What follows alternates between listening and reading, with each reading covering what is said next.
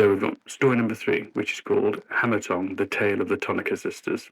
And it's written by Timothy Zahn, who is an already famous Star Wars author, and he wrote Star Wars 7, 8, and 9, but I haven't read those yet. So I probably should, because they've been out for a while.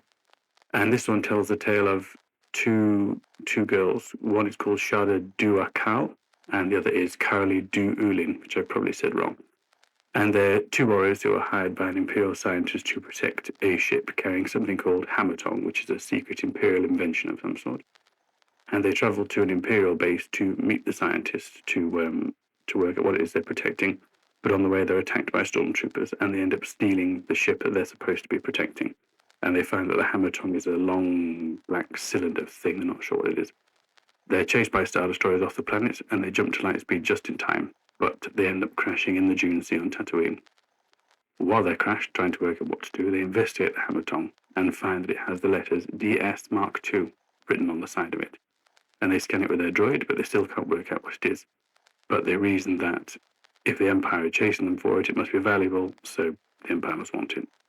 And so Shada and Karli decide that they need a ship to leave Tatooine to take the Hammertong away to sell, and they disguise themselves as 2 criminals called the Tonnika Sisters. But unfortunately for them, an Imperial officer on Tatooine is searching for the real Tonnika Sisters, and he arrests them and puts them in prison. And in the prison, Shada and Karli meet a guard who is secretly working for the rebellion, and he agrees to free them as long as they take him to their crashed ship. And when they get to the ship, the guard tells Shada and Karli that Hammertong is actually a piece of the Death Star, and he asks them to give it to him so he can hand it over to the rebellion. But they refuse. However, the guard escapes with Shada's droid, and the droid that contains the scans of the Hammertong. And so this, I think, is the most exciting of the stories so far. And although the Tonnika Sisters are actually in Star Wars, I didn't know who they were until I read this book. You see them in the cantina when Han shoots Greedo, and I think they might even be at the bar when Luke and Ben Kenobi walk in.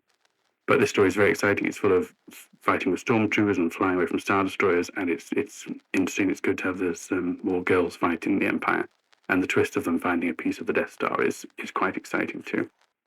But in the Hammertong, it says DS Mark II on the side, so presumably that means it's a piece of the second Death Star, not the first one. So I guess that means that the Empire were maybe building them both at the same time. But like the other stories, unless you're already a super uber Star Wars fan, fans like we are, I don't imagine it would be very exciting for anybody else. But we're those big fans, aren't we? So it works for us. And something else in the book, which is new to me and quite interesting, is that Walrus Man's real name is Ponda Baba. But I don't know about you, but I prefer Walrus Man, so I'm going to keep calling him that until someone tells me to stop or change. So love you lots, and I'll see you soon. Bye.